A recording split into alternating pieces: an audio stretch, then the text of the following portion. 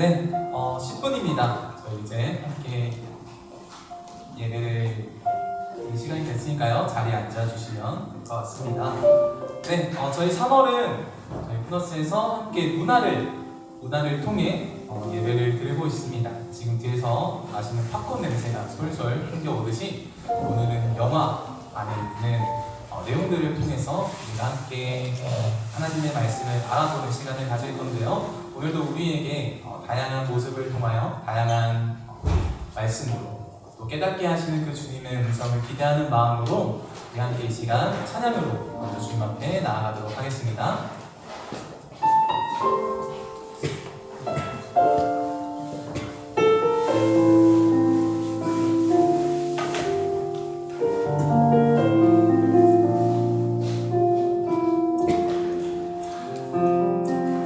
오소서 주님 나의 마음을 선한 것 하나 없습니다.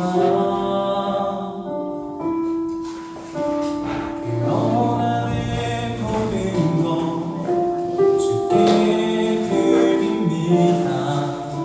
사랑으로 안으시고 날 새롭게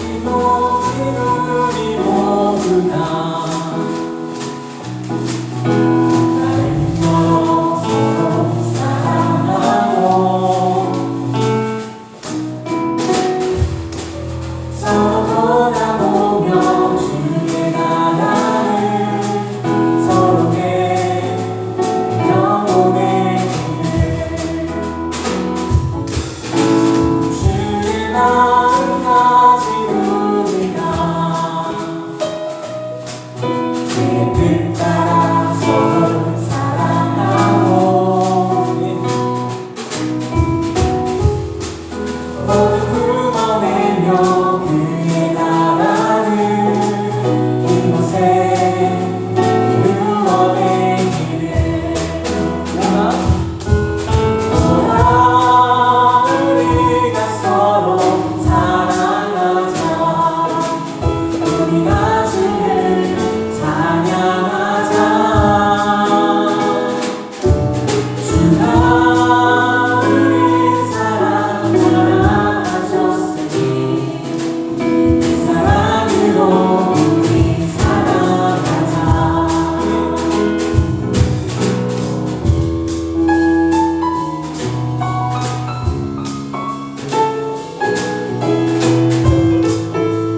그래서 한번 처음으로 한번 해볼게요. 여기 모인 우리 모두가 여기 모인 우리 모두가 마음 열어 서로 사랑하고 서로 돌아보며 주의 나라를 서로에게 누려보내기를 주의 마음까지 우리가 그 뜻 따라 서로 사랑하고 모두 품어내며 그의 나라를 이곳에 이루어내기를 몇 번만 보여드릴까요? 여기 모인 우리 모두가 여기 모인 우리 모두가 마음 열어 서로 사랑하고 서로 돌아보며 주의 나라를 서로에게 누려보내기를 주의 마음까지 우리가 그의 뜻 따라 서로 사랑하고 모두 품어내며 그의 나라를 이곳에 이루어내기를 오라 우리가 서로 사랑하자 우리가 주를 찬양하자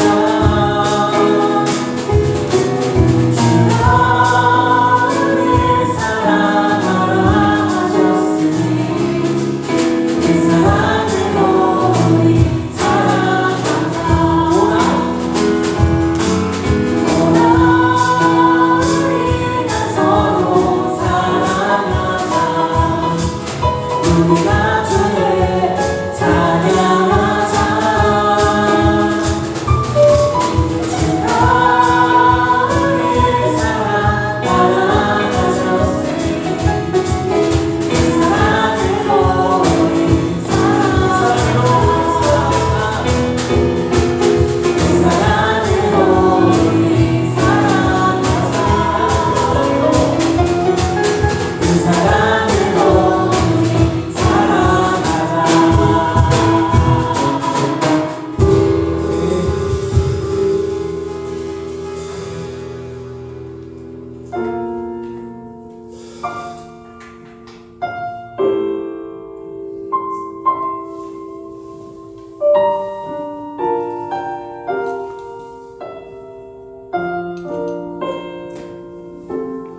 사랑을 구하는 사람 눈물을 아끼지 않고 기쁨을 함께 나누는 사람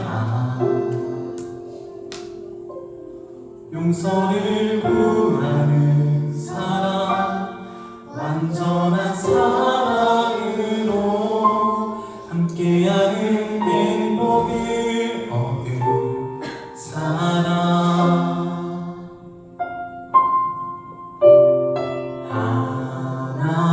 하나님의 사랑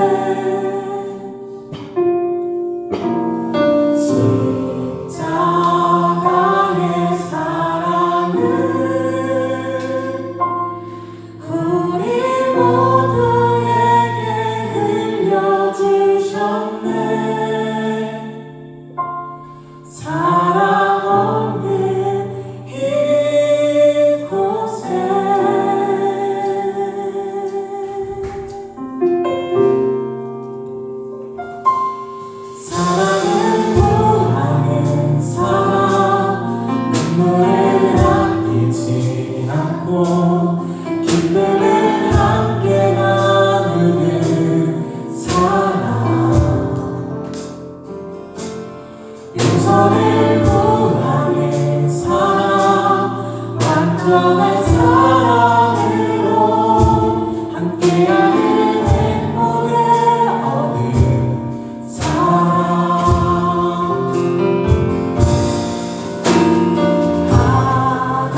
하나님의 사랑은 우리 모두에게 약속하셨네 사랑하지 않는 이곳에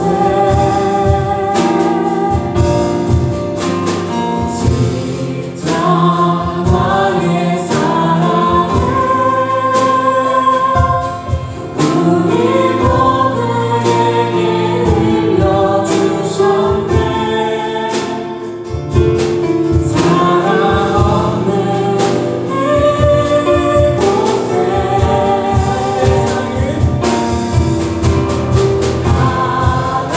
하나님의 사랑을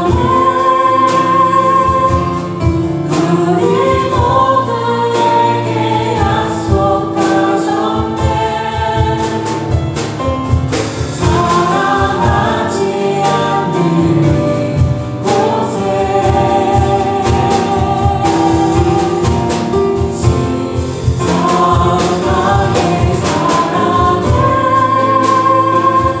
사랑을 우리 모두에게 흘려주셨네 사랑 없는 이곳에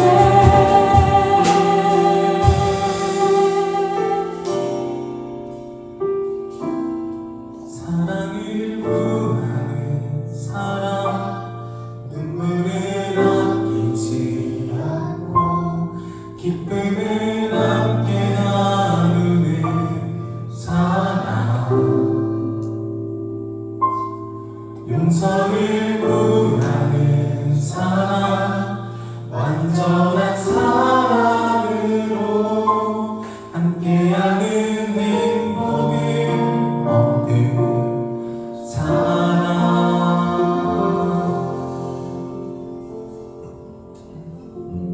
이 시간 우리 함께 기도하며 나아갔으면 좋겠습니다. 하나님, 우리에게 주님의 마음을 주시기를 원합니다. 나가는 시선보다 따뜻한 사랑으로 주님께서 그렇게 하셨던 것처럼 우리 또한 사람의 시선이 아닌 주님의 시선을 함께 볼 수 있게 해달라고 이 시간 그런 마음들이 없는 시간이 될 수 있게 해달라고 이렇게 각자의 모습으로 기도하며 나아가겠습니다. 함께 기도하겠습니다.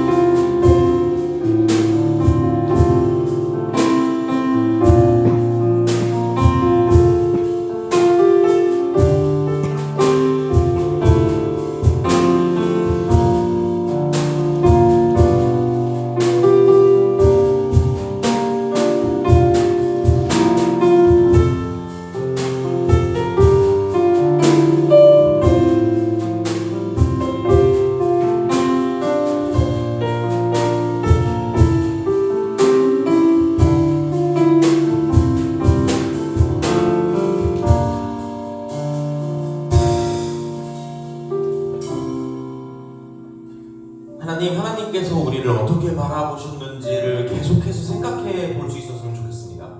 하나님께서 나를 어떤 당신의 백성 중에 하나, 당신의 권력을 증명하기 위한 한 존재로 바라보셨는지, 아니면 천하보다 귀한 한 영혼으로 바라보셨는지, 이런 것들을 우리가 자꾸만 잊어버리며 살 때가 많습니다.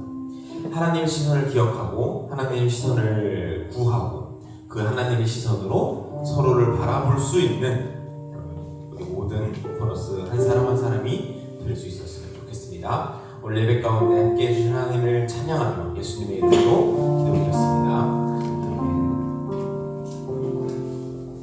네, 반갑습니다. 벌써 3월 벌써 넷째 주입니다. 와, 이번 한 달이 유독 뭔가 긴 느낌입니다. 그래서 문화 설교를 지금 이번 한 달 동안 하고 있는데 당분간은 조금 쉬었다가 진행하는 게 어떨까 소재가 다 떨어진 것 같아요. 오늘 준비한 문화를 가지고 함께 나눌 이야기는 Everything, Everywhere, All at Once라고 하는 영화입니다. 혹시 이 영화 보신 분 계실까요? 야, 이 영화를 봤다.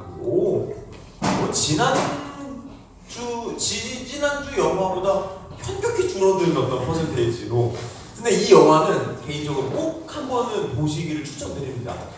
이게 그냥 제가 추천드리는 게 아니라 오스카 시상식에서 오스카가 종목이 10종목대인데 그 해에 7개를 혼자 삭스해갖고 아카데미 시상식에서는 20개의 종목 중에 8개를 삭스해가는데 한 영화에게 단독으로 그렇게 상을 많이 준 역사상 지금까지 깨지지 않는 기록을 가지고 있는 명작이에요.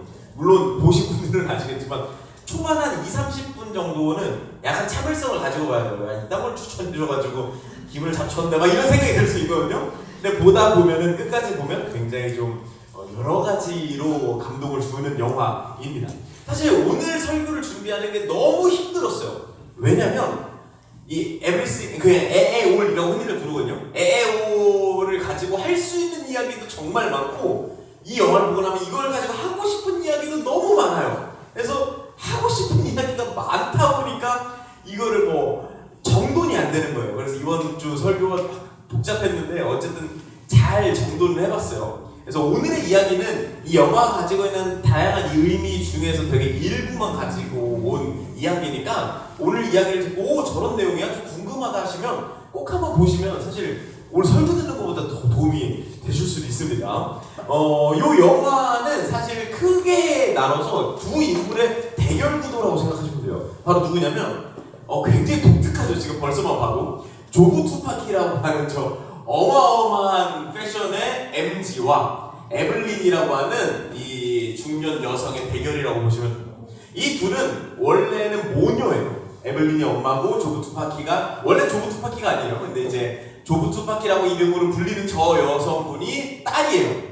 근데 알고 보니까 어떤 상황이었냐면 에블린은 그냥 현재를 잘 살고 있었는데 어느 날 갑자기 남편이 다른 존재로 확 바뀌더니 멀티버스 세상이라는 거예요. 여기서부터 뭔가 뭐야 유치한 영화가 이런 생각이 들죠. 멀티버스래요. 그래서 에블린은 수많은 멀티버스 중에 한 멀티버스에 에블린의 삶을 살고 있는데 알고 보니 조부 투파키는 그냥 순수한 내 딸인 줄 알았는데 순수한 내 딸인데 뭐 레즈비언이고 뭐 이런 여러 가지 뭐 요즘 살이 많이 쪘고 집에 연락을 많이 안 하고 이런 문제가 있는 그냥 한 딸이라고만 생각했는데 알고 보니 저 조부 투파키는 모든 멀티버스의 저 삶을 동시에 살고 있는 사람인 거예요. Everything, 모든 것을 everywhere, 모든 곳에 있는 멀티버스에 있는 그 모든 그 삶을 all at once, 한 번에 살고 있는 삶인 거예요. 그러니까 머리가 터지는 거예요. 모든 것이 한 번에 쏟아져 왔고 원래 일반적인 사람이라면 이게 터지고 죽어야 되는데 뭐가 특수한 능력이 있는 사람이라서 그걸 견딘 거죠. 모든 삶을 한 번에 쏟아져 오는 모든 정보를 견딘 거예요. 근데 모든 걸 겪고 나니까 모든 걸 알고 나니까 모든 삶과 모든 고통과 모든 뻔한 인생을 알고 나니까 어차피 인생은 다 예측 가능하고 뻔하고 허무하고 신물나고 고통스럽다고 이야기를 하면서 조부 투파키는 이 세상을 소멸시키려고 합니다. 근데 갑자기 이 에블린이 영웅으로 발탁이 돼가지고 결국은 이제 뭐 조부 투파키와 싸워서 뭐 이렇게 세상을 구하는 이런 이야기예요. 되게 제가 영화를 재미없게 설명한 건데 실제로 훨씬 재밌어요. 근데 이 영화를 보면서 제가 느낀 게 뭐냐면 조부 투파키가 갖게 된 모든 세상의 모든 경험을 하고 나니까 얻게 된 냉소적인 모습, 허무한 모습, 인생 다 똑같아, 뻔해 라고 함부로 말하는 그 모습이 오늘날 저와 여러분이 살고 있는 삶 속에, 세상 속에 되게 많이 보인다는 생각을 해요. 실제로 이제 뭐 완전 오피셜은 아니지만 이 감독이 모든 정보를 경험한 조부 투파키를 뭐에 비유했다고 흔히들 이야기하냐면 오늘날 SNS 세상이라고 이야기를 해요. 내가 직접 정보를 경험한 게 아니어도 간접적으로 모든 걸 경험했고 모든 걸 볼 수 있고 모든 걸 느낄 수 있고 그러니까 다 뻔해. 다 그냥 쉽게 생각하고 다 그냥 뭐 서로에 대해서 세상에 대해서 또 삶의 궤적에 대해서 야 너 결국 이렇게 살 거잖아. 너 결국 이렇게 될 거잖아. 세상은 결국 이렇게 될 거잖아. 이런 냉소적인 마음들을 갖게 된다. 내가 모든 걸 알고 있고 모든 걸 예측할 수 있고 모든 것은 예측 가능하다라고 생각하는 이런 착각이 오늘날 세상 가운데 굉장히 넓게 펼쳐져 있다라고 이야기들을 많이 합니다. 근데 문제가 어디서 발생하냐면 본래 생명이라는 것은 예측이 불가능합니다. 다시 이야기 드릴게요. 본래 생명이라는 것은 예측이 불가능합니다. 여기에 한때 우리 강아지 금이가 많이 왔었잖아요. 너무 까맣고 예뻤던 속눈썹 길었던 우리 강아지 기억나시죠? 금이가 여기 있어요. 내가 금이를 예측할 수 있다고 생각을 해서 우리 금이는 순하니까 쓰다듬어 줘야지. 근데 얘가 그날 기분이 나빴어요. 그래서 으르렁 하면서 나를 물어버렸어요. 이거를 예측할 수 없어요. 내 옆 사람이 내 옆에 있는 이 유기체가 갑자기 어디로 튀어나갈지 주연님이 갑자기 옆으로 자리를 옮길지 우리는 예측할 수가 없어요. 이게 생명의 본질적인 모습이란 말이에요. 근데 반대로 물건은 대상은 사물은 어떻게 움직이는지 예측할 수 있어요. 내가 이거 누구 거죠? 잠깐 써도 될까요? 네. 험하게 좀 써도 될까요? 네. 얘를 내가 바닥에 던져요. 여기서 놔요. 그러면 어떻게 될 건지 우리는 예측할 수 있죠. 떨어지겠죠. 떨어지면 소리가 나겠죠. 오늘 반응이 좋네요.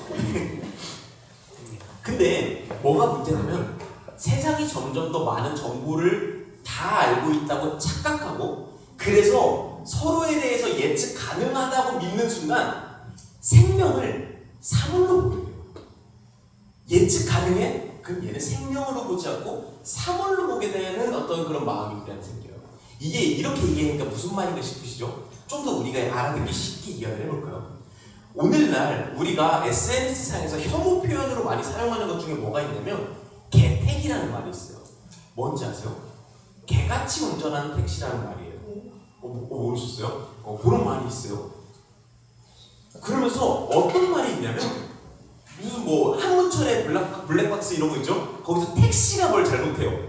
영상이 하루에도 몇십 개씩 쏟아져요. 한문철 선생님은 좋겠어요. 그냥 컨텐츠가 쏟아져요. 근데 그러다가 수십 개의 영상 중에 택시가 나오는 영상이 하나 나오면 거기에 뭐라고 댓글이 달리냐면 개택이 그렇지 뭐. 모든 택시를 예측 가능한 사물로 보는 거예요. 모든 택시는 다 운전을 그따위로 하지.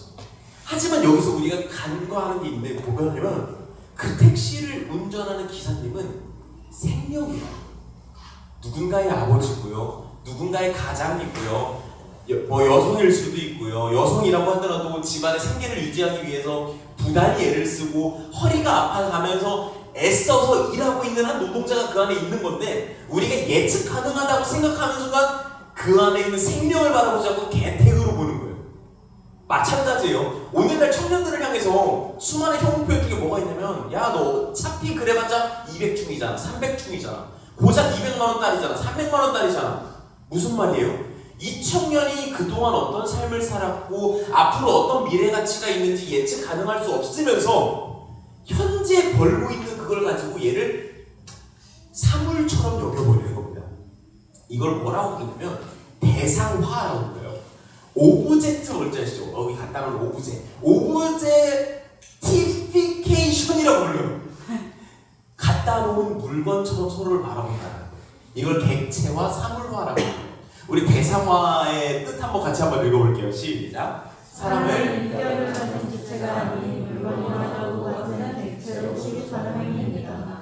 타인의 존엄성을 무시하고 성적으로 바라보는 심리적 사회적 과정으로 성적 대상화나 타자화 등에서 주로 나타나는 비인격화를 우리가 세상을 점점 더 이렇게 바라보고 있다는 거예요. 아이를 낳으면 몇 살 때까지 얘한테 드는 돈이 얼마더라. 내가 이 아이가 어떤 생명인지가 아니라 여기에 드는 돈 많이 들어가는 존재라고 세상이 바라보고, 부모를 봉양하는 것도 마찬가지 태도로 바라보고요. 전쟁으로 인해서 누가 죽었고 몇 명이 죽었고 그 죽은 생명이 어떤 가정을 이루고 있었는지, 어떤 삶을 사는지, 어떤 친구가 있는지, 어떤 우정을 가지고 있는지는 관심 없고요. 전쟁이 일어나자마자 가장 급등하는 검색어가 뭔지 아세요? 주식이에요. 미국 이란 전쟁 주식. 이런 식으로 바로 급등가 돼요. 내가 지금 가지고 있던 주식이 뭐였는데 전쟁 나면서 얼마나 손실이 난 거지? 야, 지금 내가 들어가야 될 주식이 어디지? 누가 어느 생명이 죽었는지보다 대상화하는 거예요. 내 돈을 잃게 할 혹은 얻게 할 무언가. 얼마 전도 아니죠. 어제 대전에서 큰 화재가 났죠. 결국은 실종자분들이 다들 돌아가시게 되는 안타까운 사고가 있었습니다. 굉장히 가슴이 아팠는데, 제 가슴이 아픈 걸 더 가슴 아프게 했던 게 뭐냐면, 제가 뉴스를 유튜브로 실시간으로 보고, 그 실시간 유튜브를 보고 있었는데 실시간 채팅이 정말 더럽더라고요. 무슨 정권이 들어서서 누가 죽었네, 야 전 정권이었으면 너 어떻게 됐겠네. 사람이 죽었는데 지금 오늘 현장에서 사람이 죽고 있는 뉴스를 실시간으로 보면서 정치적인 싸움을 하고 있는 거예요. 소름이 돋았던 게, 누가 거기다가 무슨 숯불구이 이런 걸 올리는 거예요. 제가 공식적인 자리라서 욕을 참는 거지, 이게 말이 안 되는 세상이 되고 있는 거거든요. 근데 여러분, 이게 교회도 마찬가지예요. 교회도 몇 명이 모이는 교회냐, 헌금을 얼마 내는 성도냐, 저 성도가 몇 명을 전도했느냐, 이 사람이, 한 생명이 예수 그리스도가 저 생명을 위해서 자신 목숨을 잃었다라고 가르치고 그걸 믿는 교회가 한 생명을 바라보면서 돈이 얼마짜리인지, 몇 명을 데리고 온 사람인지, 이 사람이 여기서 얼마나 큰 능력이 있는 사람인지, 얼마나 많이 봉사를 하는지로 바라보는 시선들이 교회 안에도 마찬가지로 있는 것 같아요. 오늘날 세상이 너무너무 똑똑해졌어요. 여러분도 막 SNS만 들어가 봐도요, 세상에 수많은 직업들에 대해서 알 수 있고요, 누가 얼마를 벌는지, 어느 직업이 얼마를 버는지, 그래서 어느 정도 수준에서 사는지 다 알아요. 이렇게 다 알아요. 아까 말했던 조부 투파켓처럼요, 다 알아요. 서로를 잘 알고 있고요. 네가 지금 가지고 있는 숫자가 얼마인지, 내가 가지고 있는 숫자가 얼마인지. 숫자라는 건 필연적으로 비교를 만들 수밖에 없거든요. 네 숫자 내 숫자를 알고 내 숫자 네 숫자를 비교할 수 있는 똑똑한 세상이 되어버린 거예요. 우리는요, 어떤 착각을 하냐면, 데이터를 많이 가지고 있으면 이 데이터가 미래를 당연히 예측 가능할 수 있게 만든다라고 착각하고요, 이것을 생명에게도 갖다 부여하고요, 그러니 생명들이 대상화의 대상이 됩니다. 객체화의 대상이 됩니다. 물건처럼 취급을 받기 시작을 합니다. 저는 개인적으로 이걸 가장 공감하는 게 뭐냐면요, 저 역시도 몇 년 전까지만 해도 배달하는 분들 나쁘게 표현했어요. 딸배들, 운전 저따구로 하네, 신호 안 지키네. 선재가 배달을 하기 시작하면서부터요, 저에게는요, 모든 배달분들이 선재로 보이는 거예요. 생명이구나, 열심히 살고 있구나, 오늘도 바쁘게 사는구나. 생명임을 잊어버리고 대상화하는 순간 욕할 거리, 내 마음에서 버려두는 존재, 딸배가 되는 겁니다. 우리는요, 우리 삶에도 여러분이 가지고 있는 수많은 대상들이 있을 거예요. 누군가의 기타, 누군가의 컵, 여러 가지 대상을 여러분 가지고 있죠. 근데 가지고 있는 대상들 중에서 도움되지 않는 대상을 어떻게 하냐면 버려요. 당연한 거예요. 이게 점점 서로가 서로를 대할 때조차 흘러가고 있다는 게 느껴지고요. 저는 그게 이 에브리띵 에에올에서 보여주는 조부 투파키의 삶의 그 허무함, 서로가 서로를 언제든 버릴 수 있고 서로가 서로를 언제든 물건 취급하고 있는 그 허망한 세상을 보여주는 게 조부 투파키의 모습이라는 생각이 듭니다. 근데요, 저는 이런 모습들이, 오늘날 이런 모습들이 이 세상에 팽팽하게 펼쳐지는 게 단순히 인간적인 시선에서 좀 안타깝다를 넘어선다고 생각해요. 저는 하나님도 이런 시선을 진짜 싫어하신다는 걸 성경을 볼 때마다 느낍니다. 오늘 제가 함께 볼 성경 말씀은 저희가 함께 볼 성경 말씀은 열왕기상이라고 하는 성경의 맨 마지막에 등장하는 한 왕을 보려고 해요. 아합 왕이라고 하는 왕인데요. 이 아합이라고 하는 왕은요. 아직 아니에요. 오늘따라 열정이 넘쳐요. 이것도 아직 아니에요. 요거 띄워주고 계신데요. 좋아요. 우리 아합이라고 하는 왕은요 다소 못난 왕이긴 했어요. 좀 찌질하고 찐따 같은 그런 왕이었는데 그래도 하나님의 은혜를 받고 있던 왕이었어요. 이 아합 왕이 성경이 어디 등장하냐면 열왕기상 맨 마지막에 19장, 20장, 21장, 22장 이렇게 딱 4장 등장하거든요. 근데요 그래도 하나님의 은혜를 받았다라는 게 어디서 등장하냐면 아합 왕이 이스라엘 왕으로 있을 때 시리아랑 전쟁을 해요. 성경에서는 이제 아람이라고 나오는데 아람이랑 전쟁을 해요. 근데 아람이 훨씬 큰 나라, 훨씬 큰 대국이고 군사도 엄청 많거든요. 근데 하나님이 은혜를 베풀어 주셔서 아람이랑 전쟁을 했는데 이겨요. 1차전을 펼칩니다. 19장에 나와요. 1차전을 펼칩니다. 근데 훨씬 숫자가 적은데 아람 왕이 이겨요. 아합 왕이 이겨요. 그러자 이제 시리아 군인들이 이스라엘의 저 하나님 여호와라고 하는 하나님은 평야의 왕 신이야. 그러니까 산에서 싸우면 우리가 이길 거야 해서 20장에서는 산에서 싸워요. 근데 그래도 하나님이 저들이 나보고 평야의 신이라고 하는데 나는 산에서도 신이야 하면서 거기서도 이기세요. 그래서 1차전, 2차전을 완벽하게 이기십니다. 그게 20장까지의 내용이고요. 22장에서 하나님이 아합 왕을 버리고 누가 쐈는지도 모르는 눈먼 화살에 갑자기 툭 맞아서 목숨을 잃게 됩니다. 하나님이 아합 왕을 그래도 아껴주시고 그래도 사랑해주시다가 얘는 안 되겠다 하고 버리신 사건이 22장에 등장하는 거예요. 도대체 21장에 어떤 일이 있었길래 하나님이 아합 왕을 더 이상 쥐고 있지 않으셨던 걸까요? 은혜를 거두셨던 걸까요? 21장에 한 사건이 등장하는 겁니다. 그게 바로 뭐냐면 저희가 같이 한번 본문 말씀 보도록 할 텐데요. 21장 한 페이지 넘겨주시면 1절부터 3절인데요. 여기서 1절에 나오는 그 일은 2차전 전쟁이에요. 전쟁이 끝난 겁니다. 자, 같이 한번 읽겠습니다. 시작. 그 일이 있으리였습니다. 그것은 아합의 중에서 가까운 곳에 있었습니다. 어느 날 아합이 아버지에게 말했습니다. 그대의 포도밭이 내 왕국에서 가까우니 나에게 주시오. 그 밭을 내 정원으로 만들고 싶소. 그 대신에 그에게 더 좋은 포도밭을 주겠소. 그대가 원하면 그만 돈도 줄 수 있소. 나머지 대답했습니다. 조상에게서 물려받은 땅을 왕이 이르는 것은 여호와께서 가신 일입니다. 어찌 보면 별일이 아닐 수 있어요. 한 나라의 왕이에요. 왕궁 바로 근처에 어느 사람이 포도밭을 운영하고 있어요. 보니까 저기를 정원으로 만들면 좋을 것 같아요. 그래서 가서 이야기하는 겁니다. 어떻게 보면 되게 젠틀해요. 나보씨 내가 보고 있었는데 괜찮아 보이더라고요. 그냥 뺏는 게 아니에요. 그냥 몰수하는 게 아니에요. 더 좋은 포도밭을 주겠어요. 더 좋은 포도밭이라면 이제 파이어죠. 은퇴하고 편안하게 사세요. 그 값만큼 돈으로도 주겠어요. 그럼 저희는요?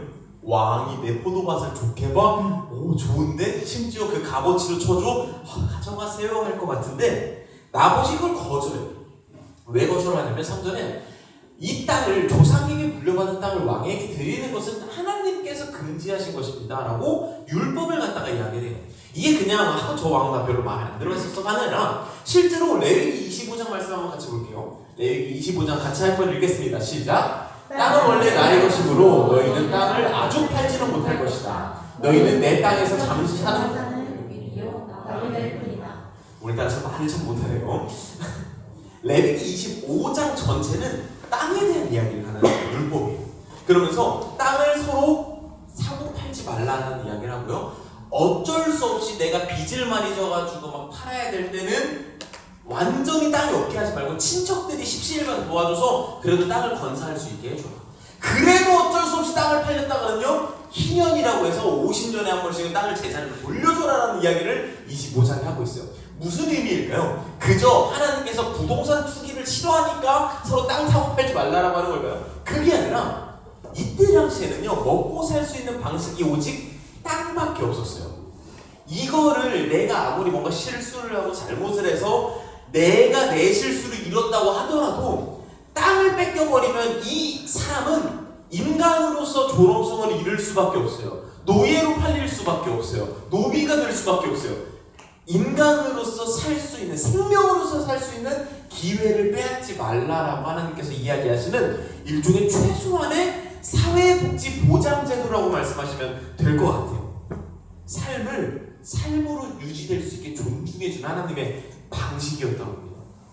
근데요, 이 본문을 갖다가 이유를 들어가면서 저는 하나님께서 그래도 땅 파지 말라 했으니까 못 팔겠습니다 라고 이야기를 하자 아합 왕이 어떻게 행동을 하냐면 삐져요. 삐지는 장면을 한번 다시 볼게요. 4, 5, 6, 7절 같이 한번 읽겠습니다. 시작. 그러자 아합은 분하고 상한 마음으로 제재를 받았습니다. 왜냐하면 이스라엘 사람 나머지 이내 조상께서 물려받은 땅을 왕에게 드릴 수 없습니다라고 말했기 때문입니다. 아합은 침대에 누워 얼굴을 벽 쪽으로 돌리고 음식도 먹지 않았습니다. 그의 아내 이세벨이 와서 물었습니다. 무슨 일로 그렇게 마음이 상하셨습니까? 왜 음식을 드시지 않습니까? 아합이 대답했습니다. 이스라엘 사람 나봇에게 그의 포도밭을 가시오. 그대가 원하는 포도밭을 주실 수 없다고 말하니 그가 자기 포도밭을 줄 수 없다고 하였소. 그래서 이세벨이 말했습니다. 그러고서 당신이 이스라엘의 왕이십니까? 일어나셔서 음식을 드시고 기운을 찾으십시오. 이스라엘 사람 나봇의 포도밭을 왕의 것으로 만들었습니다. 그러니까 저는 성경에 이런 장면이 너무 좀 재밌어요. 삐지는 거죠. 안 파는데 하고서 침대에 누워 얼굴을 벽 쪽으로 돌리고 식음을 전폐하고 있는 상황이에요. 이게 얼마나 찌질한 캐릭터인지를 좀 보여줍니다. 안 파는데 이러고 나가고 있는 거예요. 이러면 누가 승질이 나요? 와이프가 승질이 나는 거예요. 얘가 밖에서 무슨 일을 하고 왔길래 저기서 침대에서 자빠져가지고 고개를 벽 쪽으로 돌려서 밥 안 먹어 이러고 있냐고요. 그래서 승질이 난 이세벨이 와서 물어보는 겁니다. 왜 그러는데? 그러니까 6절에 이제 막 삐지는 거 보이세요? 막 고자질하는 거. 아니 내가 이렇게 가서 팔라고 그랬는데 내가 싫다고 그러잖아. 막 이렇게 얘기를 하니까 7절에 이세벨이 기가 차서 얘기하는 거예요. 그러고도 당신이 이스라엘의 왕이십니까? 왜냐면 이세벨은요 이스라엘 사람이 아니거든요. 이세벨은요 레바논에서 온 공주였어요. 그러니까 이해가 안 되는 거예요. 그냥 뺏으면 되는 거 아니야? 야 쓸데없는 소리 하지 말고 와서 이런 거 밥 먹어. 내가 해결해줄게 라고 이야기를 하더니 어떻게 이세벨이 행동을 하냐면 한 페이지 정도 주시면 불량배 두 사람을 나봇에게 둔 다음에 이 사람이 왕 욕했어요. 거짓 증언을 하고 돌로 쳐서 바로 죽여버리고요.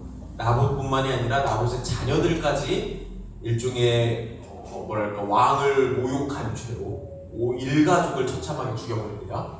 그리고요 아합은요 나봇이 죽었다는 말을 듣고 신이 나서 야 이 땅에 그러면 이제 주인이 없네. 그러면 나라에 귀속되어야겠지. 신나서 그 포도밭을 차지하려고 포도밭으로 달려간 이야기가 21장에 구성되어 있습니다.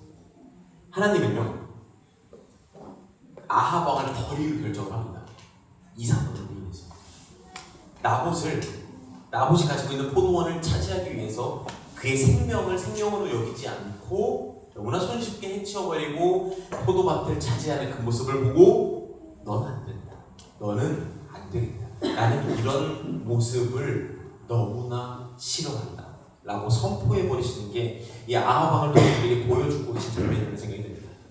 아합 왕이 하나님께 버림받은 이유를 이렇게 말할 수 있을 것 같아요. 나봇을 보지 않고요. 포도밭으로 봤기 때문입니다. 나봇은 사람이었습니다. 나봇은 생명이었습니다. 나봇이 포도밭을 팔지 않은 이유도요. 어느 생명을 존중하려고 했던 그 하나님의 마음을 알았기 때문입니다. 근데 나봇을 보지 않고 생명을 생명으로 보지 않고 대상으로 봤던 아합 왕이 하나님께 버림받았던 이유가 됐던 것입니다. 대상화, 계속 말씀드리고 있는 그 대상화라는 건 언제 가장 쉽게 벌어지냐면요. 약자를 대할 때 가장 쉽게 벌어집니다. 아합 왕보다 적게 가졌다라고 생각이 드는 나봇을 향해서 그렇게 펼쳐지는 거죠.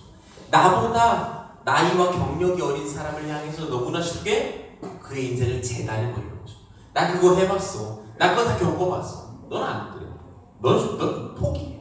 너무나 쉽게 재단해버리는 거예요. 약자를 향해서는 우리는 너무나 쉽게 대상화를 하게 됩니다. 개인적인 이야기를 해서 좀 죄송하지만 저희 이야기를 잠깐 하시면 저는 어렸을 때 저희 집안이 아주 어려운 상황이었어요. 그래서 기초생활수급이라고 하세요. 나라에서 이제 못 사는 분들에게 나라 이제 먹고 살 수 있게 돈을 주고 뭐 이렇게 보호해주는 그런 대상 집안이었단 말이에요. 누군가 저희 집안을 또 저를 보호해주고 도와주기 위해서 만든 사회보장 제도예요. 하지만 사회적 약자죠. 사회적 약자를 향하는 순간 저를 대상화하는 경험을 저는 너무나 많이 느껴봤어요. 제가 겪었던 선생님들 중에서 제가 약자라는 이유로 도와주고 힘을 북돋아주고 이끌어주기 위해서 애쓰셨던 선생님들도 계셨지만 그들에게 저 같은 약자와 어떤 대상자들은 하나의 업무로 여겨지게 하셨던 분들도 있었어요. 그냥 내 일 중에 하나. 그러니까 얘가 다른 친구들은 방학이 될 때 그냥 집에 가는데 우유를 2달치를 포장해 가야 되네요. 왜냐면 우유라도 먹이라고 나라에서 주는 거예요. 그러면 모든 반학생들 앞에서 그걸 가져갔을 때 받았을 어떤 상처를 고려하시는 선생님들도 있지만 그저 업무. 야 누구 나와서 너네 우유 받아. 이런 대상화를 저는 너무나 많이 경험을 해봤어요. 그런 SNS 같은 데 보면요. 기초생활수급자 혹은 뭐 사회적 약자들에게 나가는 복지 비용이 얼마고 뭐 이런 이야기가 있으면 뭐 철없는 어떤 이야기겠죠. 철없는 이들이 비공개 계정으로 어떤 신랄한 댓글을 달아요. 어차피 저들이 차라리 죽는 게 사회적 비용이 뭐 세이브되는 거 아니야? 이런 댓글들을 다는 사람들을 여러분 종종 보게 됩니다. 일을 일로서 효율적으로 처리했던 선생님이었어요. 사회적 약자들, 어떤 사회적 비용이 들고 코스트가 드는 이들은 없는 게 낫겠는데 라고 말하는 것도 똑똑한 맞는 말이에요. 이사벨의 말도요. 맞는 말이에요. 이스라엘의 왕이 할 수 있는 방법이 없어서 침대에 자빠져 있으니까 당신 방법이 있잖아요. 나봇을 대하는 왕의 태도도요. 마땅했어요. 내가 더 왕이고 가지고 있고 내가 얘기하는 버르장머리없이 싫다고 그래. 내가 다 안다는 생각, 내가 다 맞다는 감위성을 가지고 이 세상이 가득 차기 시작을 하면 이 세상이 대상화로 가득 차지는 겁니다. 그래서 하나님이 이런 세상을 바라볼 때 슬퍼하고 계시진 않을까라는 생각이 들더라고요.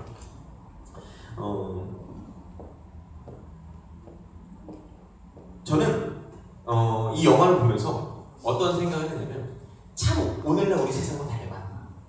그러면 어떤 생각이 드냐면 저도 저희 여러분도 마음속에 나도 모르게 그런 생각이 심지어 우리도 있어요. 누구를 바라볼 때 대상화로 바라보게 되고 일로 바라보고 효율로 바라보고. 근데 이게 온 세상 천지에 가득하다 보면 이걸 이길 수가 없을 것 같아요. 이걸 못 이길 것 같아요. 조부 투파키도요 그 영화에서요 얼마나 강력하게 나오는지 몰라요. 이길 수가 없어요. 그래서 조부 투파키는 온 세상을 대상화하고 나니 다 없어졌네 라고 생각을 하면서 모든 세상을 소멸시킬 수 있는 블랙홀을 만드는데요. 그 블랙홀이 바로 이렇게 만들어집니다. Everything Bagel이라고 했어요. 아까 그 까만 거? 짠? 이렇게 만들어져요. 그래서 모든 세상이 여기로 빨리 들어가서 곧 없어질 위기에 처해지게 됩니다. 근데 아까 말씀드렸던 에블린은요, 요 허무주의와 대항하며 싸웁니다. 이렇게 싸우거든요. 이게 그 양자영 배우의 시그니처 포즈인데, 이렇게 싸워요. 이렇게 싸우는데 에블린이 힘을 얻게 된 어떤 아이템이 있어요. 그게 뭐냐면 너무나 우습게도요. 이 에브리띵 베이글을 아마 거꾸로 표현한 것 같아요. 요겁니다. 요 눈. 구글리 아이즈라고 하는데요. 우리가 오늘 보통 장난칠 때 인형에 붙이는 눈이잖아요. 이거를 갖다 붙이는 순간 갑자기 에블린이 힘을 내면서 조금 바퀴와 싸워서 막 이기게 됩니다. 이 장면 되게 재밌었어요. 아, 에브리띵 베이글을 거꾸로 표현했구나. 이게 무슨 힘이 있지? 저 눈을 하나 붙이는 게 무슨 힘이 있지? 신기한 거예요. 제가 좀 이 구글리 아이즈에 대해서 나름 설교 좀 대충 하는 건 아니거든요. 공부를 해봤어요. 힘이 있다. 심지어 엄청난 힘이 있어요. 제가 오늘 그걸 보여드리려고요. 구글리 아이즈를 좀 갖고 왔는데 보세요. 자, 무에리의 기타예요. 그냥 기타죠. 대상이에요. 근데 깜짝 놀랍니다. 여기다가 제가 눈을 붙이면요.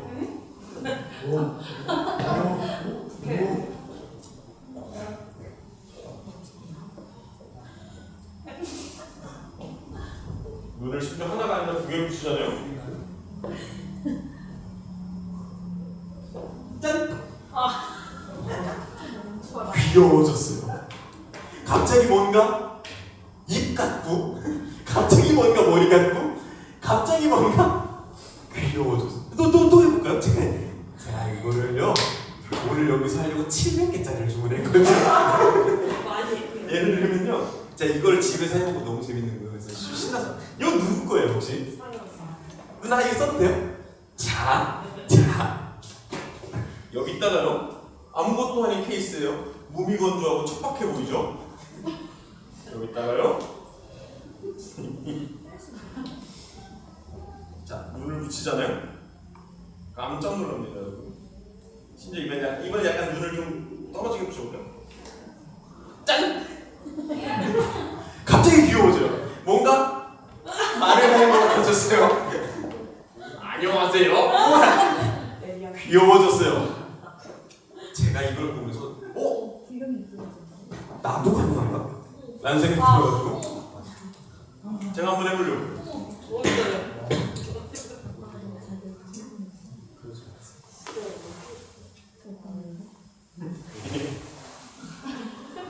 안 붙어요. 이걸 붙이는 순간 여러분 깜짝 놀랍니다.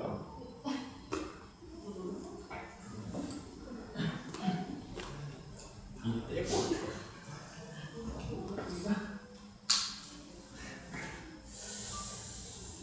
이쯤에 슬플 마무리할까? 여기 바로 떨어졌어야 슬프가 한가득 진행되는 거고. 자.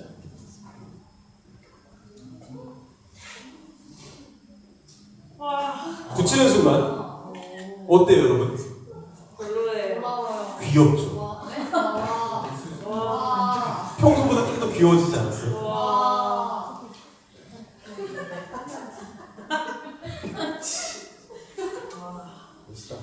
이 무글리아이즘은요 여러분 힘을 가지고 있어요. 붙이는 순간 우리는 모두가 어떤 걸 공감했냐면요. 아니 슬슬 할까요? 붙이는 순간 어떤 걸 같이 공감했냐면요. 웃었어요. 귀여워졌어요. 생명처럼 여겨졌어요. 이게 되게 별거 아닌 것 같거든요. 근데 이 영화에서요, 그 어마어마해 보였던 허무주의, 냉담함, 그 강력해 보였던 조구 투파키의 능력이 이 세상을 차지하고 있는 것 같은, 서로를 너무나 차갑게 대하고 가진 것으로 대하는 게 마땅해 보였던 그 마음이요, 이 멍청해 보이는 눈깔 하나로 세상이 바뀌게 됩니다. 이겨지게 됩니다. 여러분, 대상화를 하는 대상을 향해서는요, 다정할 수가 없어요. 제 차에 쓰레기가 진짜 많거든요. 다 대상이에요. 그리고요, 이제 쓸모없는 대상이에요. 제가 걔네들 안 버리고 있거든요. 왜 안 버릴까요? 다정해서 우리 다 먹은 컵 너무 귀여워서 못 버리겠어 이러겠냐고요. 그냥 귀찮아서 안 버리는 거예요. 버리는데요, 아무런 미련이 없어요. 대상을 향해서 귀여워하고 다정하게 대하는 건요, 이상한 사람이에요. 우리 마이크 오늘따라 내 말을 너무 잘 들어주고 귀여워, 어쩜 이렇게 대가리가 동그란, 이런 사람 없잖아요. 우리가 대상을 향해서 다정함을 갖는 건 이상한 사람이에요. 근데요, 귀여운 눈을 붙이는 순간 다정해질 수 있어요. 제가 이걸 보면서 원리를 깨달았어요. 내가 누군가를 바라보면서 저 사람이 대상처럼 여겨지고 저 사람을 향해서 차갑게 여겨질 것 같고 할 때, 이거 좀 웃긴 얘기일 수 있는데, 이 눈을 한번 상상해서 갖다 붙여보세요. 그러면 생명이라는 게 느껴질 거예요. 귀여워질 거고요, 다정해질 거예요. 비슷한 건 제가 어디서 느꼈냐면요, 제가 최근에 운전을 하다가 너무너무 느린 차가 있는 거예요. 승질이 나. 제가 운전할 때 성격이 진짜 들었거든요. 막 승질이 나는 거야. 막 차선에 1차선인데 왜 이렇게 느리게 가. 그래서 막 진짜 거칠게 운전해서 막 제끼려고 옆으로 갔는데, 가자마자 마지막에 뭐였냐면, 뒷좌석 창문에 어떤 꼬마아이가 입을 열고 하고 있는 거예요. 귀여워.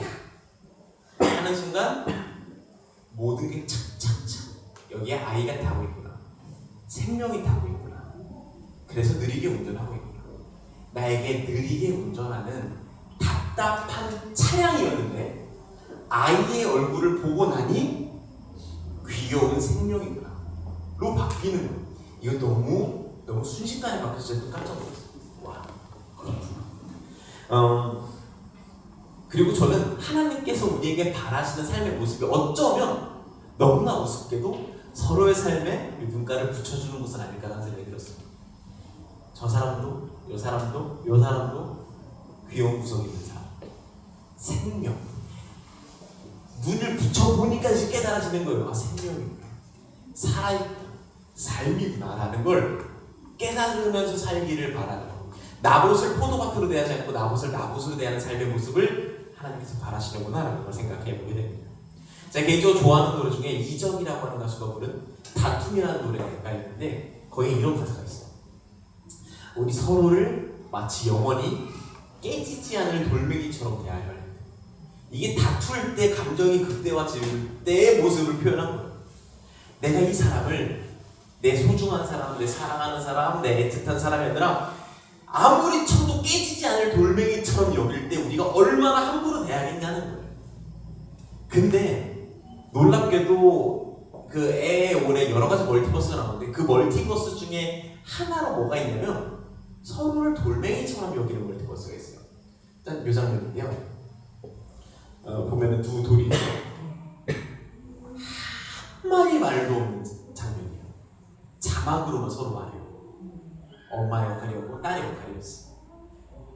한마디 말도 없이 조용하게 정말 돌처럼 가만히 있는 장면. 서로 말다툼을 해요. 서로를 영원히 깨지지 않을 돌멩이처럼 열려요. 근데 이 장면이 너무나 사랑스러운 게 뭐냐면요.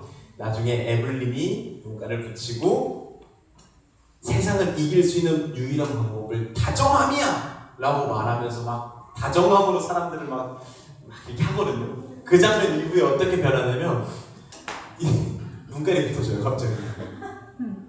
너무 귀여워졌어요. 생명이라는 것을 서로 인지하기 시작을 해요. 그러면서 서로 막 대화를 하고 꼭 안아주고 돌밖에 없는 돌멩이가 밖에 없는 장면인데 서로를 따뜻하게 여기고 사랑하게 여기는 게 굉장히 잘 느껴지는, 그리고 제가 가장 사랑하는 이 영화의 장면입니다. 저는 우리의 삶도 그렇게 됐으면 좋겠어요.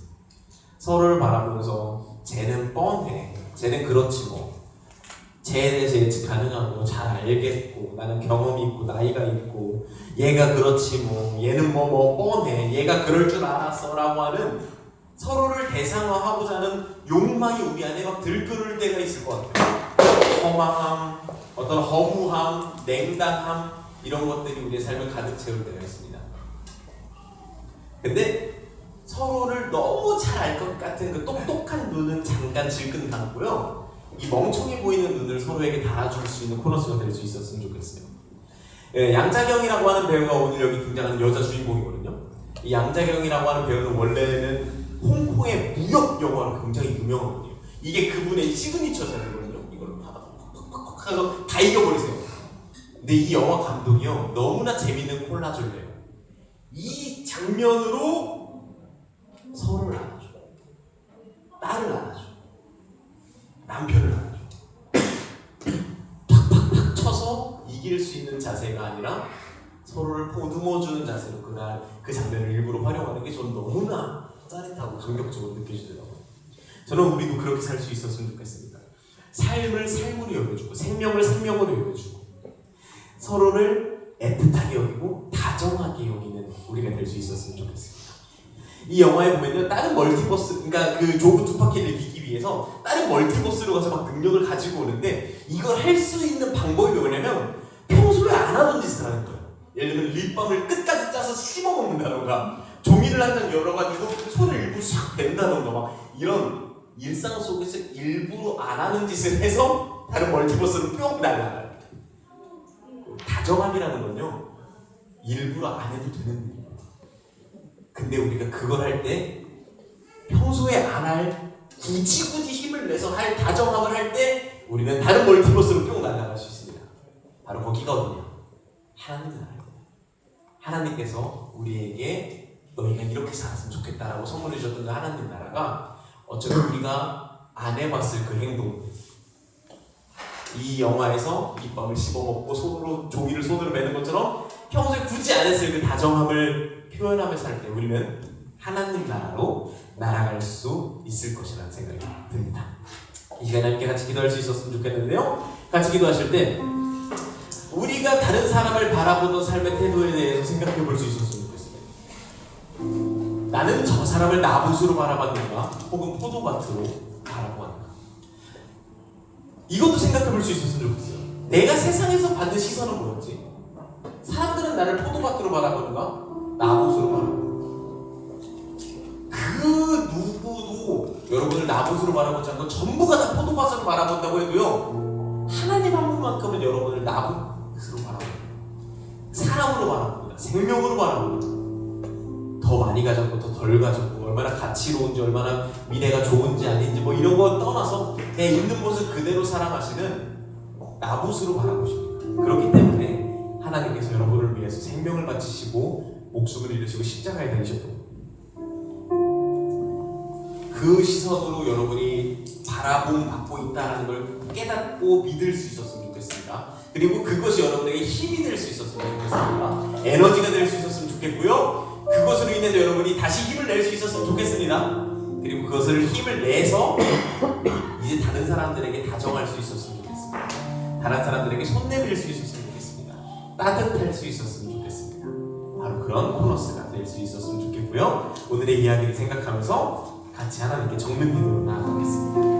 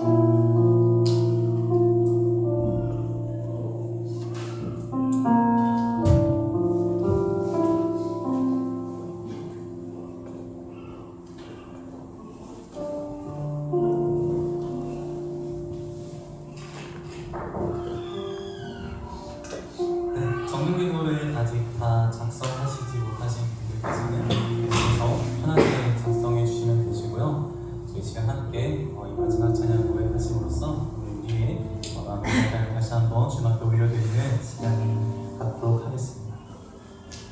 이렇게 찬양하겠습니다.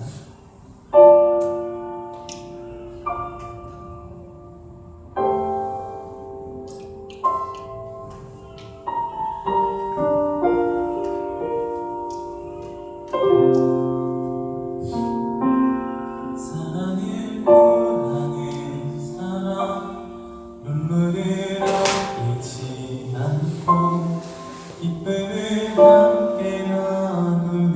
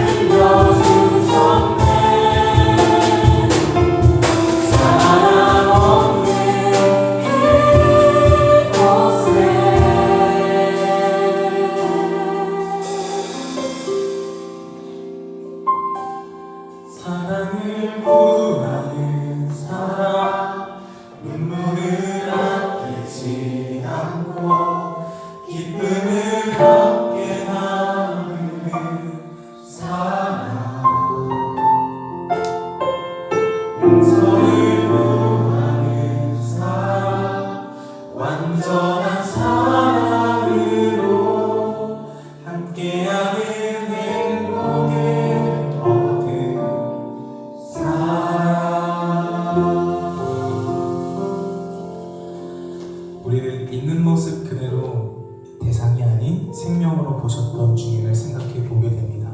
주님의 그 마음과 생각을 닮아가는 우리 코너스가 되기를 원합니다. 주님의 그 사랑의 마음을, 그 사랑의 시선으로 이 세상을 바라보며 그 사랑을 전할 수 있는 우리 코너스 공동체가 되기를 소망합니다. 네, 저희 코너스 공동체는 함께 공동기도문을 나누며 예배를 마치고 있습니다. 저 한 절, 여러분 한 절 번갈아 가면서 함께 고백하도록 하겠습니다.